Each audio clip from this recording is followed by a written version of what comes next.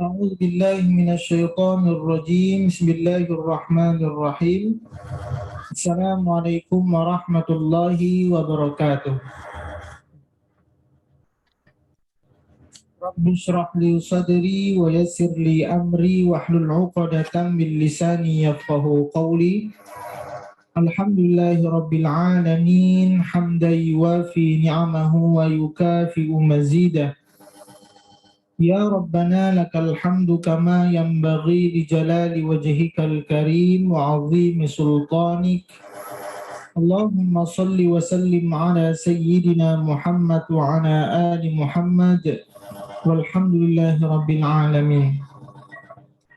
Alhamdulillah ibu yang dirahmati dan diberkahi oleh Allah Subhanahu wa taala. Pertama sekali mari kita bersyukur kepada Allah Subhanahu wa taala.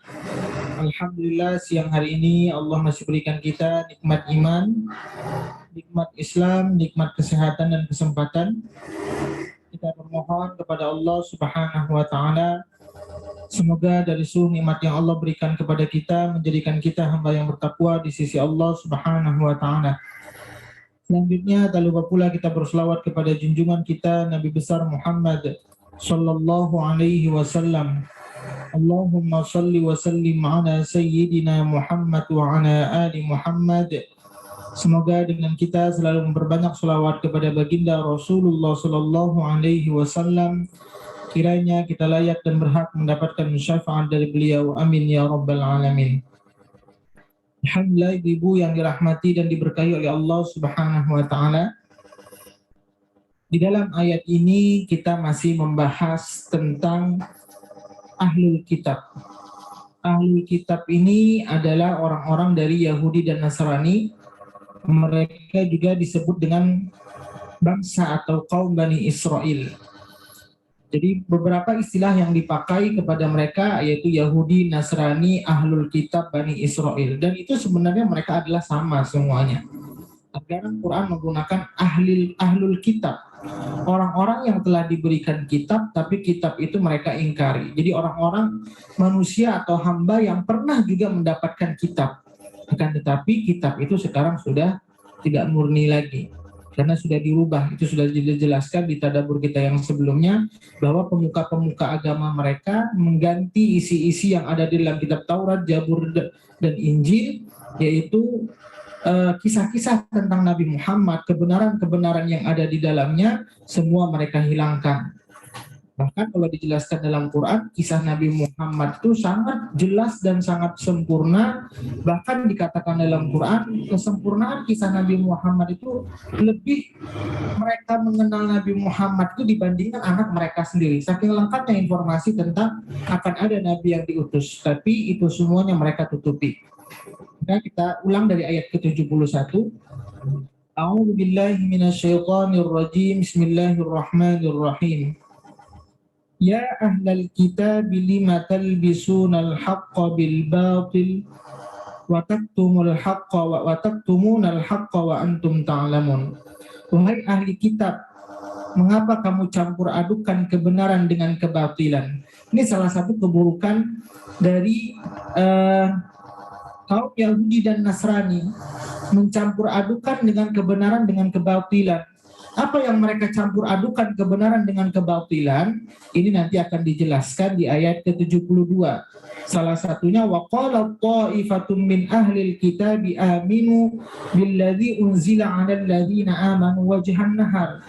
Salah satu kebatilan mereka mencampur adukan antara kebenaran dengan keburukan dengan mereka beriman ketika waktu pagi wajahat nahar, kemudian wakfuru akhirahu, dan mereka itu kembali wakfuru, kafir kembali di sore harinya. Tujuannya untuk apa? La'allahum yarji'un, agar orang-orang yang beriman itu kembali kepada kekafiran. Ini salah satu keburukan dari kaum Yahudi. Limatal bisunal haqqa bil batil. Kemudian wataktumunal haqqa wa antum ta'lamun. Keburukan dari yang kedua dari kaum Bani Israel itu adalah menyembunyikan kebenaran tentang adanya Nabi Muhammad Shallallahu Alaihi Wasallam. Tadi yang saya katakan, Keburukan yang kedua, selain mereka berpura-pura berstrategi, mereka mengaku orang yang beriman, kemudian mereka menyembunyikan tentang kisah Nabi Muhammad SAW. Kalau kita lihat banyak sekali, kalau kita membuka dalam surah Al-Baqarah, kita lihat ayatnya, ayat ke-146, 146. Bagaimana kisah Nabi Muhammad SAW yang ada di dalam kitab Taurat dan Injil. Alladzina atainahumul kitaba ya'rifunahu kama ya'rifuna abna'ahum wa inna fariqan minhum la yaktumunal haqqa wa hum ya'lamun. Orang-orang yang telah kami beri kitab Taurat dan Injil mengenal Nabi Muhammad SAW seperti mereka mengenal anak-anak mereka sendiri. Sesungguhnya sebagian mereka pasti menyembunyikan kebenaran. Inilah tadi dikatakan, kalau kita lihat di watak tumul haqqa wa antum ta'lamun. Mereka itu menyembunyikan kebenaran, padahal mereka mengetahui. Apa yang menjadi penyebab orang-orang Yahudi dan Nasrani menyembunyikan kisah tentang Nabi Muhammad SAW? Perkaranya hanya permasalahan urusan materi. Jadi para pemuka-pemuka agamanya, kalau seandainya mereka berpaling mengikuti ajaran Nabi Muhammad SAW, mereka itu tidak ada pengikutnya lagi dan tidak mendapatkan materi dari pengikut-pengikutnya. Ini sebenarnya hanya urusan duniawi saja. Maka bagaimana caranya orang Yahudi dan Nasrani? Yaitu dengan merubah isi ajaran atau isi informasi yang ada di dalam kitab Taurat dan Injil. Kalau kita lihat juga mana ayatnya dalam surah Al-Baqarah. Ini kita mengulang pelajaran sebelumnya. Surah Al-Baqarah ayat ke-79. Fawailul lilladzina yaktubuna al-kitaba biaydihim thumma yaquluna hadza min 'indillahi liyashtaru bihi thamanan qalila fawailul lahum mimma katabat aydihim wa wailul lahum mimma yaksibun. Maka celakalah orang-orang yang menulis kitab dengan tangan mereka sendiri. Inilah pemuka-pemuka agama Yahudi dan Nasrani, mereka merubah isi kitab Taurat, Injil dengan tangan mereka sendiri. Kemudian dia berkata, ini dari Allah. Nah, mereka sudah mengatakan ketika sudah diganti isi tulisan dalam kitab tersebut, mereka mengatakan kepada pengikutnya ini dari Allah. Kemudian dengan maksud untuk menjualnya dengan harga murah. Maksud menjual di sini adalah mereka ingin mendapatkan keuntungan materi dari para pengikutnya. Fawailul lahum mimma katabat aydihim wa wailul lahum mimma yaksibun. Maka celakalah mereka karena tulisan tangan mereka dan celakalah mereka dengan apa yang mereka perbuat. Ini salah satu keburukan dari pemuka agama Yahudi dan Nasrani. Kemudian ketika mereka sudah mencampur adukan antara hak dan batil, menyembunyikan kebenaran Nabi Muhammad SAW, ada ketakutan dari orang Yahudi dan Nasrani, ada kekhawatiran. Kenapa? Agama yang dibawa oleh Nabi Muhammad SAW semakin menyebar luas, semakin besar, sehingga ada kekhawatiran dari orang Yahudi dan Nasrani. Sehingga para pemuka-pemuka orang Yahudi dan Nasrani berkumpul. Itu dikatakan dalam tafsir, dikatakan ada 12 tokoh orang Yahudi. Mereka berkumpul untuk membuat strategi bagaimana caranya agar orang-orang Islam ini tidak yakin lagi kepada agama Islam, tidak mempercayai lagi Nabi Muhammad SAW, tidak mempercayai lagi kepada Al-Quran. Maka apa yang mereka lakukan? Berpura-pura beriman. Yang namanya ini mereka ini pemuka agama. Yang namanya pemuka agama, mereka ini orang-orang yang pintar, orang Yahudi dan Nasrani. Tapi kepintaran mereka itu, kecerdasan mereka itu tujuannya bukan untuk keimanan, tapi kepintaran yang mereka miliki untuk mengelabui. Tujuannya adalah untuk membuat strategi agar orang-orang yang beriman kembali kepada agama Yahudi dan Nasrani. Maka apa strategi yang mereka lakukan? Wa qala ta'ifatum min ahli kitab. Jadi sekali dari segolongan ahli kitab mereka berkumpul, para pemuka Yahudi ada sekitar 12 orang. Apa yang mereka lakukan strategi mereka? aminu billadzi unzila 'alal ladzina amanu, yaitu berimanlah kamu kepada apa yang diturunkan kepada orang-orang yang beriman. Para ulama berbeda pendapat tentang bunyi ayat ini. Yang pertama, mereka pura-pura beriman. Berimannya ada waktu yang ditentukan. Berimannya dari pagi, dari subuh sampai asar. Setelah asar mereka kafir kembali. Karena itu yang terlihat. Kalau malam kan sudah gelap, jadi tidak terlihat kembali apa yang mereka perbuat. Jadi pura-pura beriman. Dan mereka ini adalah orang-orang yang pintar dari golongan orang-orang Yahudi dan Nasrani. Sehingga mereka pura-pura beriman, ingin mengelabui. Mereka beryakin terhadap Quran, menjelaskan tentang isi ajaran Quran, karena mereka sudah belajar dahulu. Kalau kita bilang zaman sekarang seperti orientalis. Banyak orientalis itu belajar tujuannya untuk melemahkan Islam. Maka para pemuka Yahudi juga seperti itu, belajar tentang Islam, tujuannya mereka ubah sedikit-sedikit kata-katanya sehingga membuat orang-orang yang beriman itu ragu terhadap Islam dan ragu terhadap Al-Quran. Salah satu bagaimana keraguannya, bahwa Nabi Muhammad itu adalah bukan keturunan dari orang yang mulia. Kalau orang-orang Yahudi kan nabinya dari Ishak, sedangkan Ismail ibunya mereka mengatakan dari budak, tidak ibu yang secara resmi. Sedangkan Ishak itu ibunya dari tidak budak, bangsawan. Ini salah satu cara mereka untuk membuat keraguan terhadap orang-orang Islam. Maka di sini dikatakan yang pertama mereka pura-pura beriman kepada Quran. Kemudian mereka mencoba menjelaskan Quran itu kepada orang-orang yang sudah beriman sebelumnya, memeluk Islam. Akhirnya setelah mereka lama memeluk Islam, orang-orang Yahudi dan Nasrani ini keluar lagi dari Islam.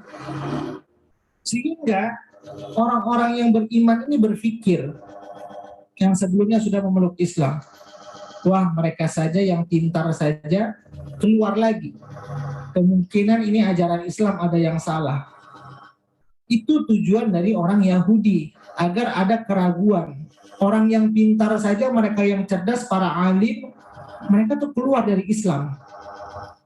Apalagi kita. Maka dikatakan oleh Umar, dalam satu syair dikatakan, Umar bin Khattab mengatakan, fasadun kabirun alimun mutahaddik. Jadi sangat bahaya sekali kalau seandainya ada orang yang alim tapi dalam hidupnya tidak mengamalkan ilmunya, atau ada orang yang alim dalam kehidupannya sesuka hati atau sembrono saja.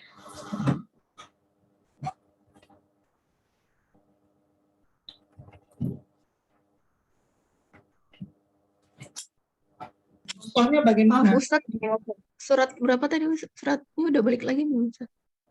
Ini tadi bukan di Quran, Bu. Ini perkataan Umar bin Khattab. Ya. Jadi fasadun kabirun alimun mutahaddik.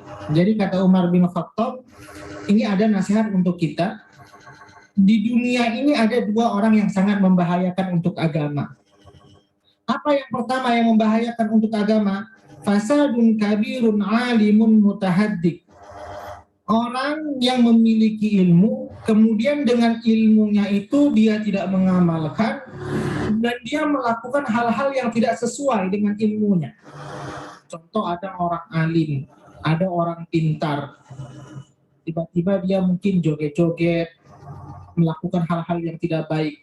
Mungkin bagi orang yang awam itu bisa menjadi dalil atau bisa menjadi celah.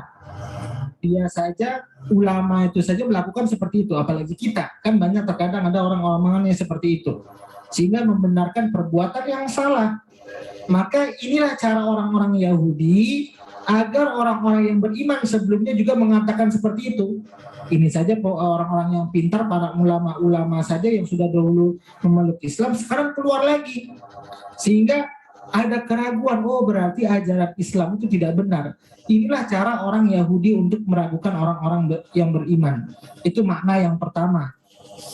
Unzila 'alal ladzina amanu. Jadi yang pertama, mereka meragukan isi ajaran Quran. Yang kedua, tafsir yang kedua, amanu billadzi unzila 'alal ladzina amanu. Yaitu di sini, berimanlah kamu kepada apa-apa yang diturunkan kepada orang-orang yang beriman. Mereka menjelaskan tentang arah kiblat. Arah kiblat yang pertama, kiblat itu pertama awalnya di Mekah.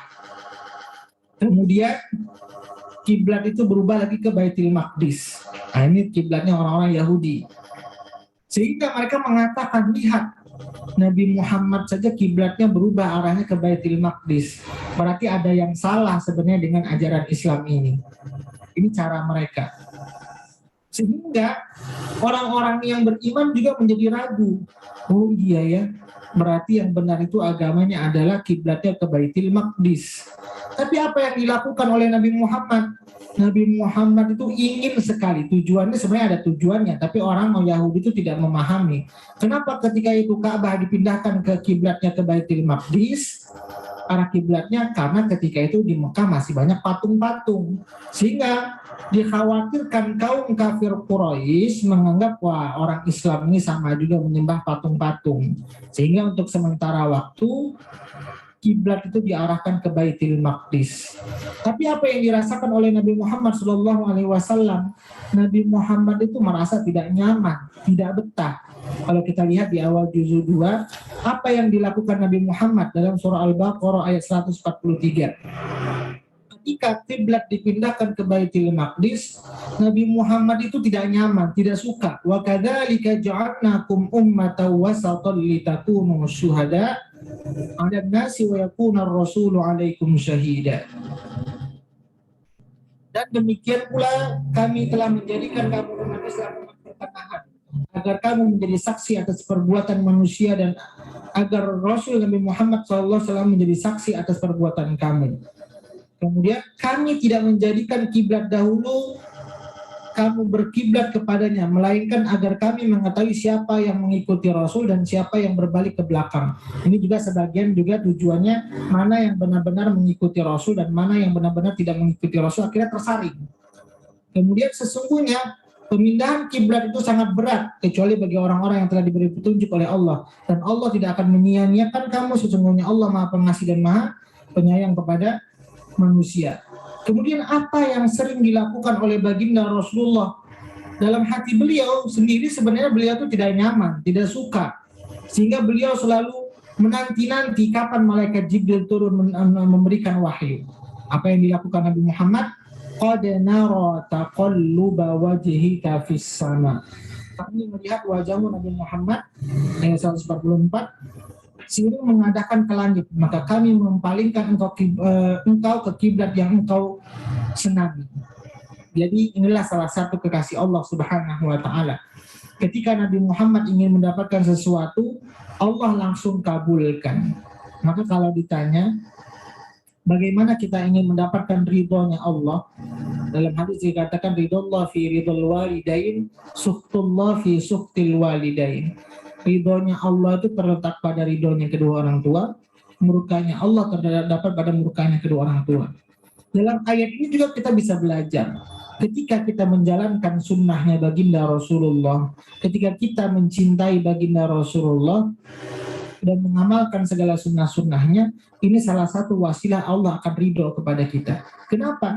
Nabi Muhammad itu segala yang diinginkan Allah berikan. Maka kalau kita juga ingin mendapatkan hal-hal yang ingin Allah ijabah dalam setiap kehidupan kita, jalankan juga sunnahnya baginda Rasulullah. Ketika kita cinta kepada baginda Rasulullah, Allah juga cinta kepada kita. Maka dalam ayat ini, ayat 144, ini salah satu bukti ketika itu langsung kiblat dibalikkan lagi ke Makkah. Apa yang terjadi bagi orang Yahudi? Ada rasa kesal dan kecewa. Wah, kiblat sudah balik lagi ke Mekah. Maka mereka melakukan strategi-strategi yang tidak berhenti. Karena orang Yahudi dan Nasrani ini sampai kapanpun tidak akan pernah berhenti untuk mengajak umat-umat yang beriman mengikuti agama mereka. Kita kembali ke Ali Imran ayat 72. Jadi yang pertama, wa qala ta'ifatun min ahlil kitabi aminu billadzi unzila 'alal ladzina amanu. Yang pertama tadi isi Quran yang mereka ragukan dari pemuka-pemuka agama Yahudi. Yang kedua adalah yang mereka membuat ragu itu menjelaskan tentang kiblat kepada orang-orang beriman. Akan tetapi setelah lama waktu berlalu, kiblat kembali lagi ke Makkah. Kemudian bagaimana caranya? Wajahan nahari waqfuru akhirahu la'allahum yarji'un. Mereka itu beriman pada waktu paginya dan kafir pada sore harinya, tujuannya agar orang beriman mengikuti mereka. Kemudian di ayat ke-73, orang-orang Yahudi selain mengelabui orang-orang beriman, mereka juga memberikan doktrin. Apa doktrin yang mereka berikan kepada orang-orang yang beriman? Wala tu'minu illa liman tabi'a dinakum. Dan janganlah kamu percaya selain kepada orang-orang yang mengikuti agamamu. Jadi orang-orang yang Yahudi ini membuat keraguan. Jangan kamu percaya kepada Nabi Muhammad. Lihat saja. Dari segi kiblat mereka juga berpindah-pindah. Sehingga dalam setiap harinya orang-orang Yahudi ini di waktu pagi membuat keraguan terus. Jangan percaya kepada Nabi Muhammad. Tetapi apa kata Allah Subhanahu wa taala? Qul innal huda hudallah. Katakanlah Muhammad, sesungguhnya petunjuk hanyalah petunjuk yang paling benar itu hanya petunjuk Allah Subhanahu wa taala. Apa agama yang paling benar? Petunjuk Allah Subhanahu wa taala yang benar. Agamanya Islam. Wa may yabtaghi ghairal islami dinan falan yuqbala min wa huwa fil akhirati minal khasirin. Di ayat lain juga Allah berfirman, Inna dina 'indallahil Islam. Agama yang benar di sisi Allah hanya agama Islam. Maka kalau seandainya orang Yahudi mengajak ke agama mereka, maka sesungguhnya apa yang mereka kerjakan itu semuanya ditolak oleh Allah Subhanahu wa taala. Ini salah satu doktrin dari orang-orang Yahudi, membuat keraguan. Kemudian ayyuka ahadum mithla ma utitu au yuhajjukum 'inda rabbikum. Janganlah kamu percaya bahwa seseorang akan diberikan seperti apa yang diberikan kepada kamu, atau bahwa mereka akan menyanggah kamu di hadapan Tuhan mereka. Maksudnya apa? Janganlah percaya kepada Nabi Muhammad menerima Al-Quran seperti nabi-nabi yang sebelumnya menerima Taurat, Zabur, dan Injil. Jadi jangan percaya. Kenapa? Karena Nabi Muhammad itu bukan golongan dari Yahudi. Sedangkan Allah itu sudah banyak sekali memuliakan orang-orang Yahudi. Diberikan manna wa salwa, kemudian ketika berjalan dinaungi oleh awan. Sehingga orang-orang Yahudi ini diberikan keistimewaan. Sedangkan Nabi Muhammad bukan dari orang-orang yang diistimewakan. Nah, orang Yahudi diberikan banyak nikmat. Ini cara mereka mengelabui orang-orang yang beriman. Tapi apa dikatakan oleh Allah jawaban? Jadi yang pertama jawaban dari Allah ketika diberikan keraguan. Yang jawaban pertama kul innal huda hudallah, dari Allah dan Nabi Muhammad, bahwa agama petunjuk yang paling benar itu dari Allah. Jawaban yang kedua untuk menjawab keraguan bagi orang-orang yang beriman dikatakan oleh Nabi Muhammad, kul innal fadla biyadillah.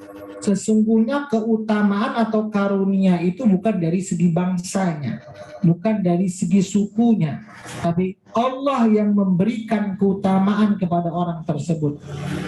Yu'tihi man yasha, dan dia berikan ke siapa saja yang Allah hendaki. Tidak mesti orang-orang keturunan yang tinggi, bangsawan. Tapi ketika Allah sudah hendaki seseorang itu mendapatkan keutamaan, siapa saja bisa mendapatkan keutamaan tersebut. Berhak untuk menjadi nabi. Wallahu wasi'un alim. Allah maha luas dan maha mengetahui siapa yang berhak untuk mendapatkan keutamaan tersebut. Kemudian di ayat ke-74, yaqtassu bi rahmatihi man yasha. Dia menentukan rahmatnya kepada siapa yang dia kehendaki. Wallahu dzul fadlil azim. Dan Allah memiliki karunia yang sangat besar. Kalau kita lihat ibu-ibu, Nabi Muhammad SAW dan orang-orang yang beriman diberikan oleh Allah Subhanahu wa taala rahmat, karunia yang sangat besar karena keimanan mereka kepada Allah Subhanahu wa taala. Maka paling tidak rahmat itu terbagi kepada dua. Yang pertama adalah rahmat ammah, rahmat yang bersifat umum dari Allah Subhanahu wa taala. Yang kedua ada lagi namanya rahmat khassah, rahmat yang khusus. Kalau rahmat ammah ini semua orang bisa mendapatkannya. kasih sayang Allah Subhanahu wa taala, baik orang yang beriman maupun tidak beriman. Contoh, orang yang tidak beriman tetap diberikan rizki, tetap diberikan nikmat oleh Allah Subhanahu wa taala. Itu namanya rahmat ammah. Kalau kita melihat di dalam Quran, mana dalilnya yang menyatakan tentang rahmat ammah? Itu kita bisa lihat dalam surah Al-A'raf ayat 156. Wa rahmati wasi'at kulla syai'. Surah 7, surah Al-A'raf ayat 156.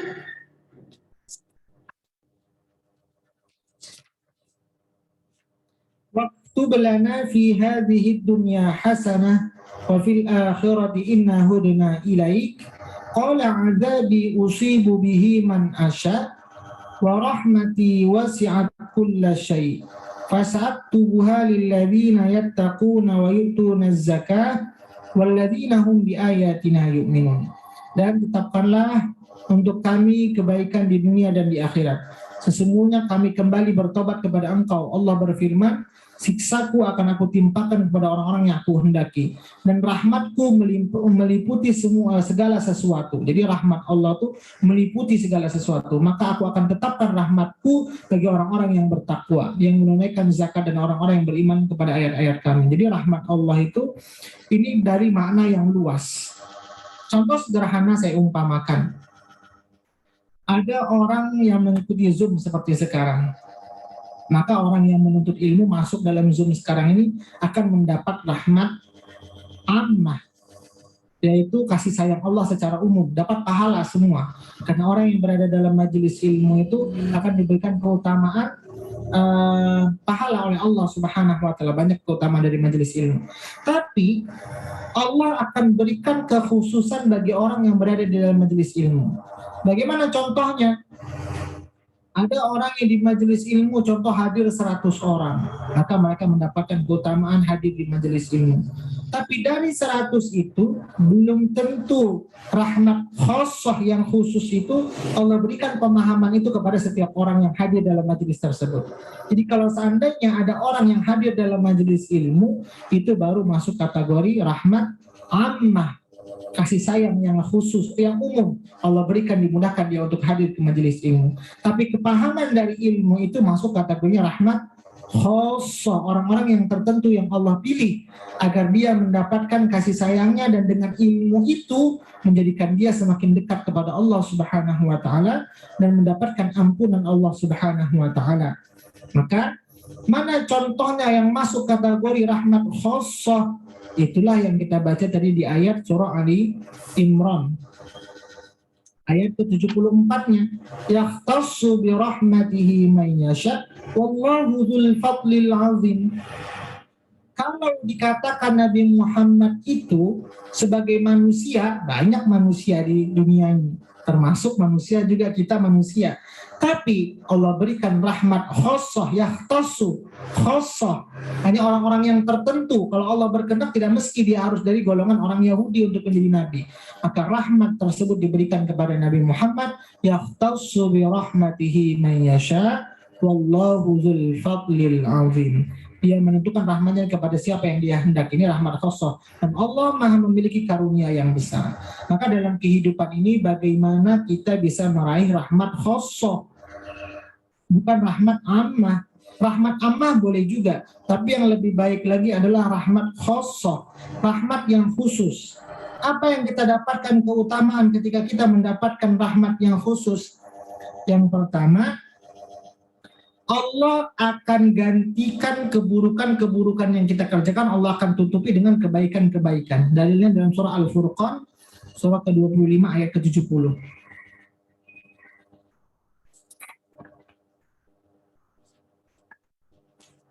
Surah ke-25, surah Al-Mu'minun, ayat ke-70. Illa man taba wa amana wa amila salihah faulaika yubaddilullahu sayyi'atihim hasanat wa kana Allahu ghafurur rahima. Kecuali orang-orang yang bertobat dan beriman kemudian mengerjakan kebajikan. Jadi dengan kita melakukan kebaikan, ketaatan, maka Allah akan berikan kita rahmat khassah. Kemudian dengan keamalan yang kita kerjakan, faulaika yubaddilullahu sayyi'atihim hasanah. Maka kejahatan-kejahatan mereka atau kesalahan-kesalahan yang mereka lakukan selama ini diganti oleh Allah Subhanahu wa taala dengan kebaikan. Kemudian apalagi keutamaan Allah berikan kepada orang yang mendapatkan rahmat. Wa kana Allahu ghafurur rahima. Allah Maha Pengampun juga Maha Penyayang. Sekarang kita ingin tahu Ibu, apa saja amalan yang kita kerjakan agar kita meraih rahmatnya Allah Subhanahu wa taala. Kalau tadi Nabi Muhammad, orang-orang yang beriman ketika itu sudah digoda orang Yahudi, sudah dikelabui orang Yahudi, tapi mereka juga tidak gentar, tetap berada dalam posisi keimanan mereka. Sehingga apapun yang dilakukan oleh orang Yahudi, semuanya sia-sia. Walaupun mereka sudah doktrin, membuat keraguan kepada orang yang beriman, tapi akhirnya semuanya itu gagal karena sudah Allah berikan informasi melalui malaikat Jibril disampaikan kepada Nabi Muhammad bahwa ada 12 orang Yahudi yang masuk ke wilayah Islam, kemudian mereka membuat meragukan orang-orang Islam dengan pemahaman-pemahaman dan keyakinan tentang Nabi Muhammad SAW. Maka apa yang kita dapatkan, apa keuntungan ketika kita mendapatkan rahmat dari Allah Subhanahu wa taala? Maka yang pertama dalam surah Al-An'am ayat 16 Allah berfirman, "May yusraf anhu yawma idzin faqad rahimah wa dzalikal fawzul mubin." Barang siapa yang dijauhkan dari azab atas dirinya pada hari itu. Surah Al-An'am ayat 16, yang pertama, keutamaan orang yang sudah meraih rahmat. Jadi rahmat terbagi dua, rahmat ammah dan rahmat khassah. Kemudian keutamaannya tadi Allah tutupi, ini yang pertama dalam surah Furqan 70. Keburukan dengan kebaikan. Allah hilangkan keburukan-keburukan kita dengan kebaikan, kemudian Allah ampunkan dosa-dosa kita, dan Allah berikan kesayangan kepada kita, diberikan kasih sayangnya kepada kita. Ini keutamaan yang pertama kalau kita sudah dapat rahmat. Keutamaan yang berikutnya, may yusraf anhu yawma idzin faqad rahimah wa dzalikal fawzul mubin. Barang siapa yang azab dijauhkan darinya pada hari itu, maka sungguh Allah telah memberikan rahmatnya kepadanya. Maka salah satunya ketika seorang hamba sudah mendapatkan rahmat oleh Allah Subhanahu wa taala, dia akan dihindarkan dari hal-hal yang tidak baik atau dari azab. Salah satunya orang-orang yang beriman tadi dihindarkan dari siasat buruk orang-orang Yahudi. Walaupun mereka sudah berusaha pagi-pagi dari sampai sore berpura-pura menjadi orang yang beriman, sorenya kafir kembali, tapi apa yang dapatkan oleh orang-orang yang beriman, dihindarkan, dijauhkan dari hal keburukan. Termasuk dalam ayat ini mereka dijauhkan dari azab, termasuk juga dijauhkan dari keburukan. Apalagi yang kita dapatkan? Wa dzalikal fawzul azim, dan itulah kemenangan yang nyata. Jadi bagi orang-orang yang sudah mendapatkan rahmatnya Allah Subhanahu wa taala, mereka akan mendapatkan kemenangan, keberhasilan dari Allah Subhanahu wa taala. Sekarang kita ingin tahu amalan apa saja yang tadi kan kata-kata amal, illa man taba wa amana wa amila. Ada amalan-amalan agar kita mendapatkan rahmatnya Allah Subhanahu wa taala. Apa yang harus kita kerjakan agar kita mendapatkan rahmatnya Allah Subhanahu wa taala? Yang pertama, selalu tolong menolong dalam hal kebaikan.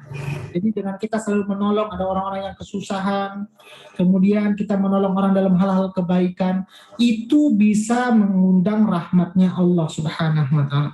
Kalau kita sudah dapat rahmatnya Allah Subhanahu wa taala, keburukan-keburukan atau dosa-dosa yang pernah kita kerjakan, Allah ganti dengan kebaikan-kebaikan. Dalilnya dalam surah At-Taubah ayat 71.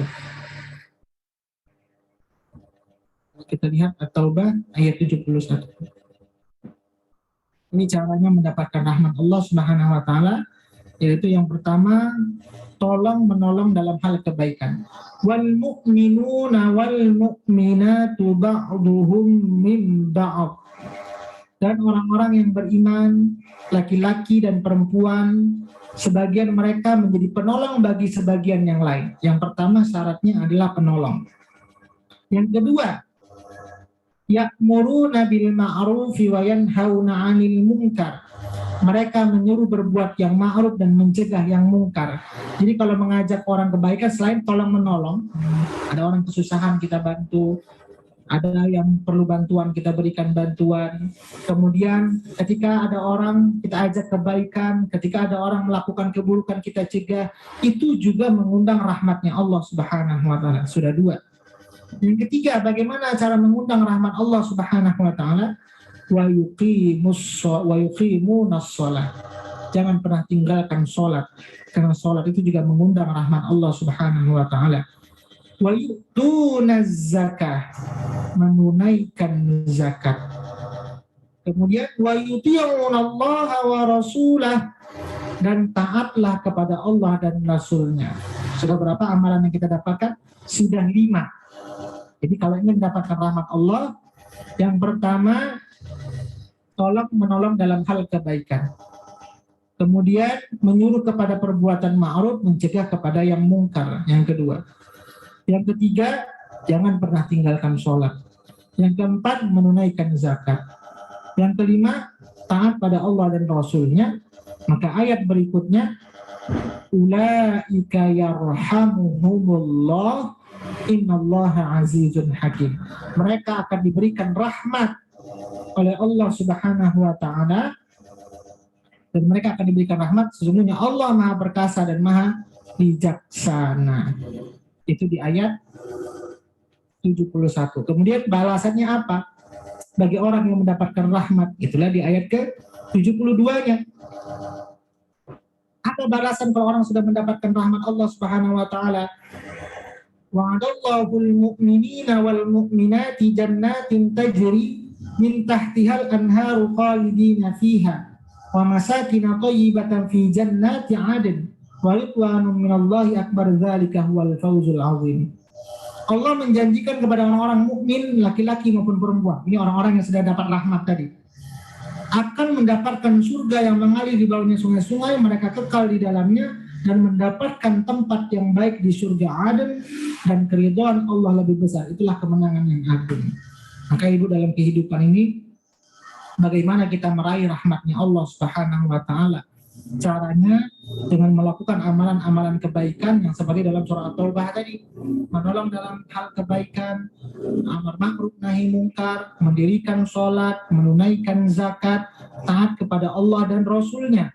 Maka mudah-mudahan kita mendapatkan yang paling utama, ada rahmat ammah, ada rahmat khossah. Tadi saya umpamakan, kalau rahmat ammah, rahmat umum, seperti kita, ini ada 16 orang, maka hadir masuk dalam Zoom ini, semua akan mendapatkan rahmat ammah, keutamaan menuntut ilmu. Tapi dari yang 16 ini belum tentu semuanya bisa paham. Ada nanti lagi namanya rahmat khossah. Allah pilih orang itu jadi faham, kemudian dengan pemahaman itu Allah berikan dia mudah untuk mengamalkan. Ketika dia sudah mengamalkan, dalam surah Furqan tadi, keburukan Allah akan ganti dengan kebaikan. Maka dengan ilmunya itu membimbingnya jadi orang baik. Ini yang perlu kita harapkan. Maka orang-orang yang beriman yang sudah dikelabui atau dibuat keraguan, syak oleh orang-orang kafir tadi, orang-orang Yahudi, mereka itu tidak goyang, walaupun sebenarnya mereka goyang. Wah, ini orang-orang pintar, orang-orang beriman, pemuka-pemuka agama Yahudi masuk Islam, kemudian setelah masuk Islam mereka mempelajari Islam, mereka keluar lagi. Tapi apa? Tidak membuat mereka goyang. Kenapa? Qul inna hudallah, kata Allah, sesungguhnya hidayah dan petunjuk yang paling benar itu bukan dari manusia, tapi dari Allah Subhanahu wa taala. Maka ibu-ibu, ini salah satu seorang ustadz atau pemuka agama, jangan pernah menganggap dirinya adalah yang paling benar ketika menyampaikan, atau harus ikut di golongan saya, harus ikut pengajian saya. Kalau ikut pengajian yang lain itu salah, sesat. Tidak. Karena kebenaran adalah al-haqqu mir rabbik fala takunanna minal mumtarin, kata Allah. Yang mutlak, yang mengatakan benar dan tidak salah itu, kata Allah, hanya aku. Kemungkinan walaupun pemuka agama sekalipun, itu ada khilafnya, ada kesalahannya. Maka apalagi kalau ada pemuka agama dengan keilmuannya itu dia membuat kesalahan. Nanti orang-orang bisa tertipu.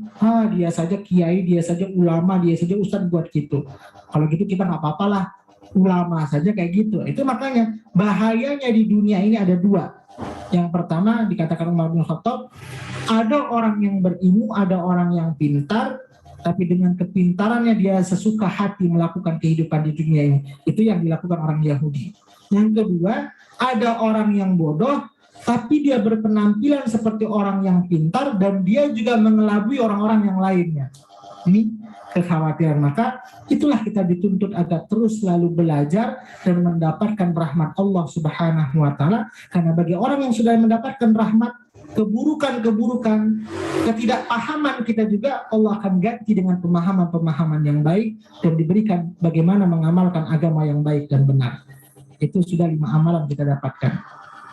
Kemudian bagaimana lagi untuk meraih rahmatnya Allah Subhanahu wa taala?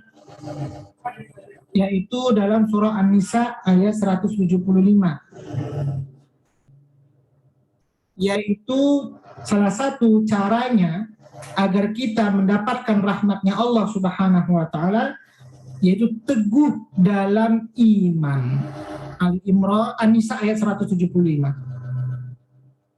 Teguh dalam iman. Ini yang dilakukan oleh orang-orang yang tadi dikelabui atau dihasut oleh orang-orang Yahudi. Tapi apa yang dilakukan orang beriman? Mereka tetap teguh dalam imannya sehingga mereka tidak goyah dan tidak mengikuti agama atau ajaran orang Yahudi.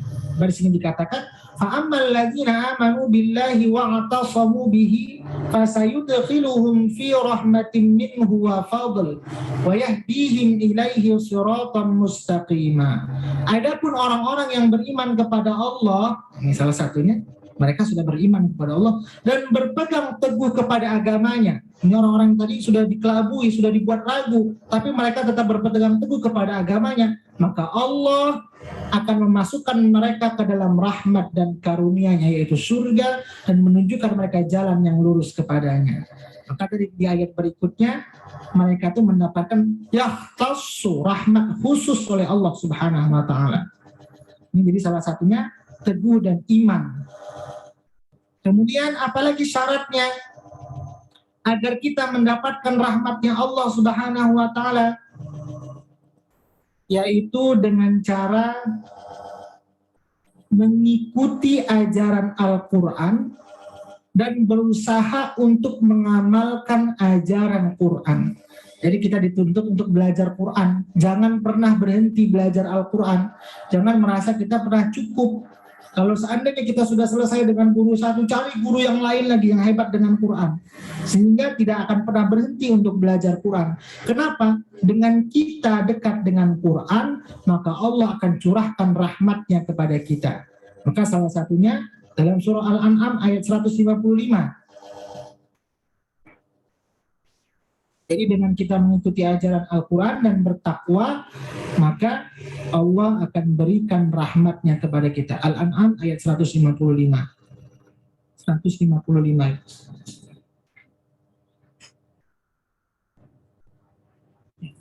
Wa hadza kitabun anzalnahu mubarakun fattabi'uhu wattaqu la'allakum turhamun. Dan inilah kitab Al-Quran yang kami turunkan dengan penuh berkah. Ikutilah dan bertakwalah. Jadi kita jangan pernah berhenti belajar mengaji. Wah, saya sudah pintar, saya sudah hebat, saya sudah belajar di sana sini, cukuplah ilmu saya tentang Quran ini. Jangan pernah merasa cukup. Karena dalam al sini dikatakan, wa hadza kitabun anzalnahu mubarakun fattabi'uhu wattaqu la'allakum turhamun.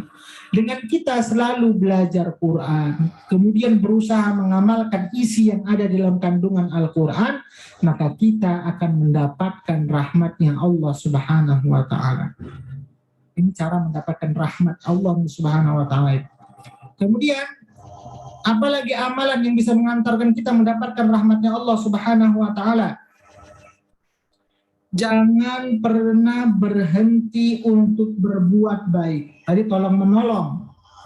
Kemudian yang satu tadi tolong menolong. Sekarang yang ke-8, jangan pernah berhenti untuk berbuat baik. Walaupun ketika kita melakukan perbuatan baik, ujian dan tantangannya berat, alhamdulillah saya nggak mau lagi buat baik, dia pun ditolong kayak gitunya juga. Karena kita kan suka putus asa, ingin menolong tapi terkadang kita suka putus asa. Dia ditolong pun seperti itu, dia dibantu pun seperti itu, sehingga kita nggak mau lagi. Padahal ingin mendapatkan rahmatnya Allah Subhanahu wa Ta'ala, jangan pernah bosan, jangan pernah berhenti untuk selalu berbuat baik. Dalilnya Al-A'raf 56. Al-A'raf ayat ke-56. Qul inni nuhitu an a'budal ladzina tad'una min dunillah qul la attabi'u ahwa'akum qad dhalaltu idza wa ma ana minal muhtadin. Katakanlah Muhammad, aku dilarang menyembah Tuhan-Tuhan yang kamu sembah selain Allah. Katakanlah aku tidak akan mengikuti keinginanmu jika berbuat demikian. Sungguh aku telah tersesat dan aku tidak termasuk orang-orang yang mendapatkan petunjuk. Jadi maksud dari ayat ini, maaf, surah Al-A'raf itu, bukan Al-An'am. Surah Al-A'raf ayat 56. Al-A'raf 56. Bukan Al-A'raf. Wala tufsidu fil ardi ba'da islahiha wada'uhu khawfan wa tama'a inna rahmatallahi qaribun minal muslimin. Dan janganlah kamu berbuat kerusakan di muka bumi setelah diciptakan dengan baik. Berdoalah kepadanya dengan rasa takut dan penuh harap. Sesungguhnya rahmat Allah sangat dekat dengan orang-orang yang selalu berbuat kebaikan. Nah, jadi kalau kita ingin dapatkan rahmatnya Allah Subhanahu wa Ta'ala, jangan pernah bosan, jangan pernah merasa cukup. Kalau kita sudah sempurna melakukan kebaikan, harus terus dan terus kita melakukan kebaikan. Kemudian bagaimana lagi caranya agar kita mendapatkan rahmatnya Allah Subhanahu wa Ta'ala? Perbanyak mendengarkan bacaan Al-Quran. Tadi setelah kita disuruh belajar, disuruh mengamalkan, disuruh juga kita untuk mendengarkan Al-Quran. Bagaimana mendengarkan? Apakah murotal saja? Dengan kita sebenarnya mengikuti pengajian seperti ini, penjelasan-penjelasan dari Al-Quran, kita juga sebenarnya mendengarkan Al-Quran. Hadir di pengajian, mendengarkan hadis, mendengarkan ayat Quran dibacakan, mendengarkan tafsir, mendengarkan murotal mungkin ketika dibacakan ayatnya. Maka dengan kita mendengarkan Al-Quran juga itu mengundang rahmat Allah Subhanahu wa Ta'ala. Al-A'raf 204.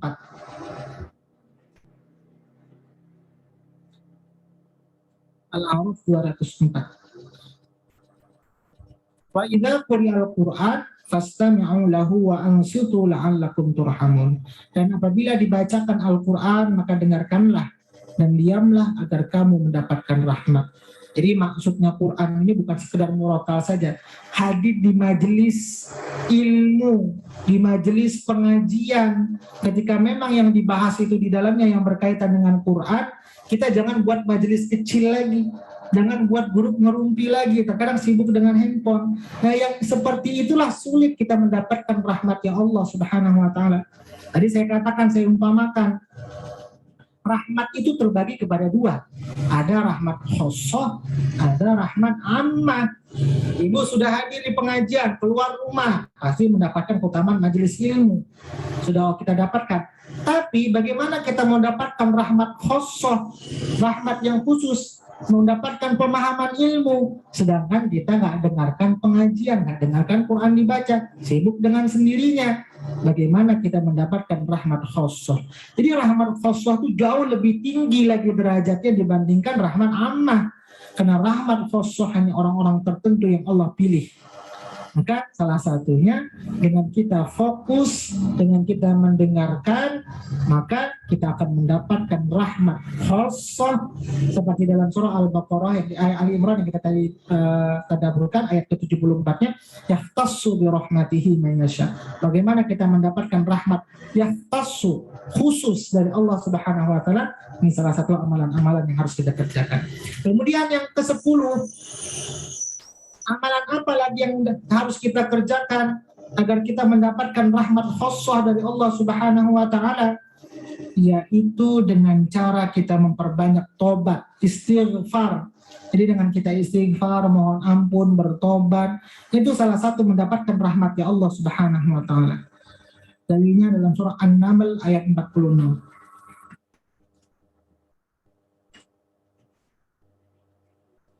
Surah An-Naml ayat 46. Kan nama berapa Ustaz? Surah An-Naml. An-Naml. Semut An-Naml. Ayat ke-46. Ayat ini An-Naml.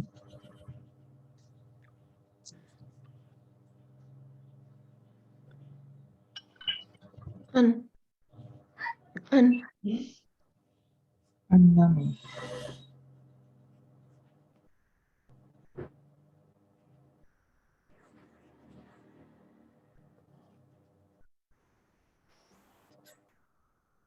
Ya, An-Naml ayat ke-46. Qala ya qaumi lima tastajiluna bis-sayyiati qabla al-hasanah laula tastaghfiruna Allah la'allakum turhamun. Dia Saleh berkata, wahai kaumku, mengapa kamu meminta disegerakan kekuburan keburukan sebelum kamu meminta kebaikan? Mengapa kamu tidak memohon ampunan kepada Allah agar kamu mendapatkan rahmat? Jadi dengan kita tastaghfirunallah dalam ayatnya banyak istighfar, mohon ampun kepada Allah Subhanahu wa taala, maka apa keutamaan yang kita dapatkan? Yaitu rahmatnya Allah Subhanahu wa taala.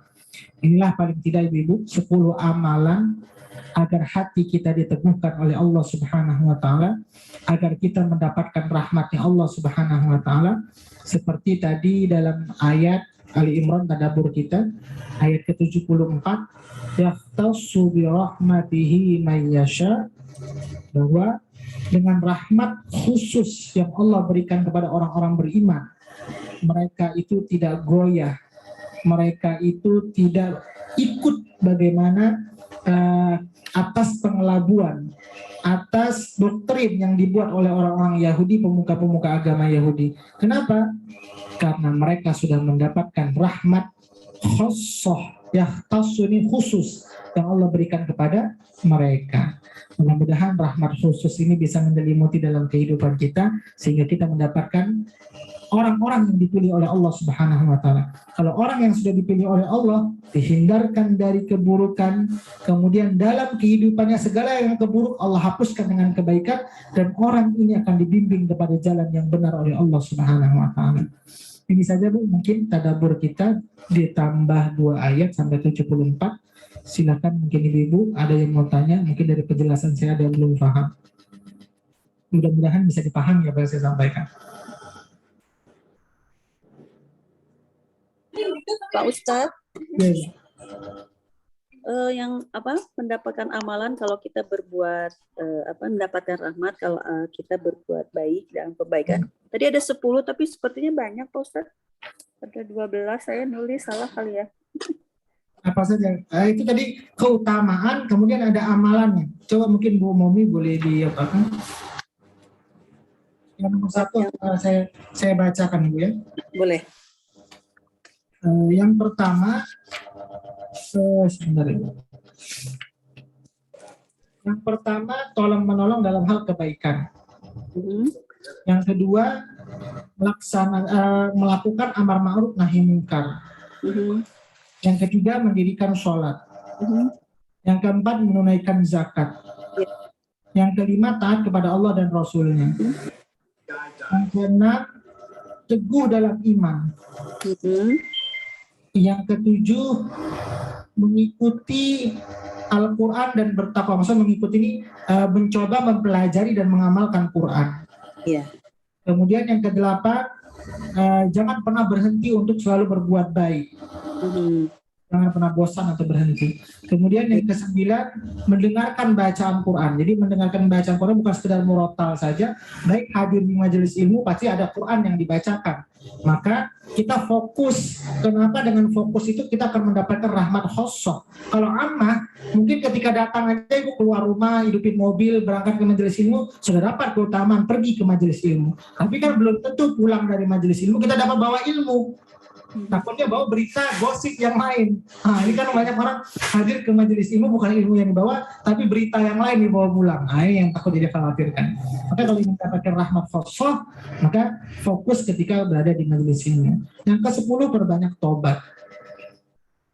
Oh, yang 9 perbanyak mendengarkan Al-Quran gitu bukan? Ya, mendengarkan Al-Quran. Mendengarkan artinya ketika pengajian dibacakan ayat Quran kita fokus seperti itu. Ya, Pak Ustaz. Kemudian keutamaannya apa? Keutamaannya tadi dihindarkan dari keburukan, kemudian Allah berikan kita kemenangan, kemudian keburukan yang kita kerjakan Allah gantikan dengan kebaikan, kemudian Allah hapuskan dosa-dosa kita, kemudian Allah berikan kasih sayangnya kepada kita. Itu dalam surah Al-Furqan tadi, keutamaan bagi orang yang sudah dapat rahmat. Al-Furqan ayat 70 dengan Al-An'am ayat 16. Oh ya, kasih Pak Ustaz. Ya, Bu. Bisa dipahami, Bu? Silakan yang mau tanya. Kalau tidak ada tanya kita cukupkan. Insya Allah hari ini kita tadaburnya 2 ayat saja. Insya Allah nanti berikutnya baru ayat ke-75 dan seterusnya. Bisa dipahami, Ibu? Insya Allah bisa Ustadz. Bisa ya, alhamdulillah kalau bisa. Saya khawatir nggak paham.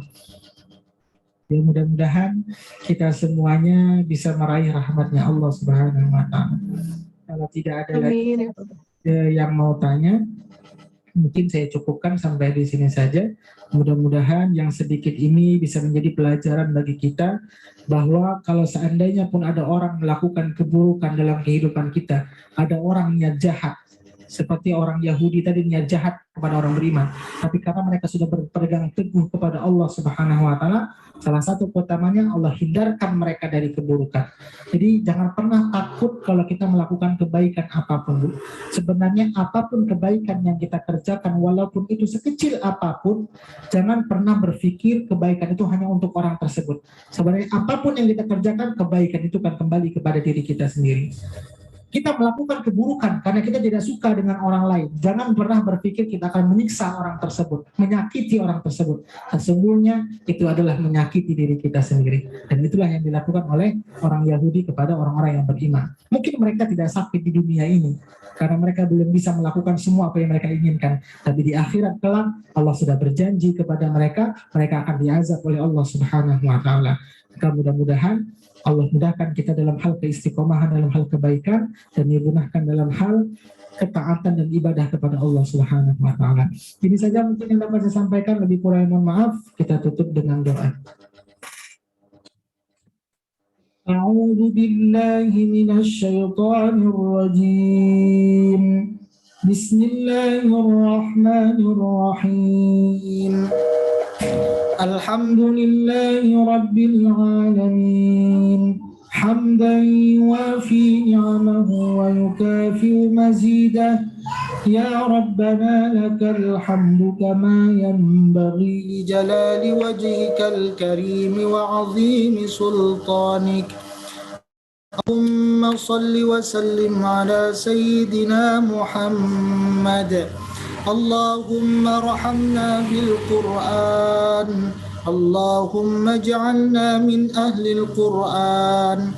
Allahumma nawwir qulubana bil Qur'an wa zayyin akhlaqana bil Qur'an wa adkhilna al-jannata bil Qur'an wa najjina minan nari bil Qur'an.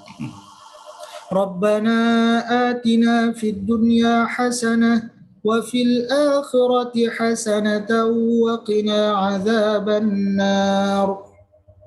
وصلى الله على سيدنا محمد وعلى آله وصحبه وسلم سبحان ربك رب العزة عما يصفون وسلام على المرسلين والحمد لله رب العالمين.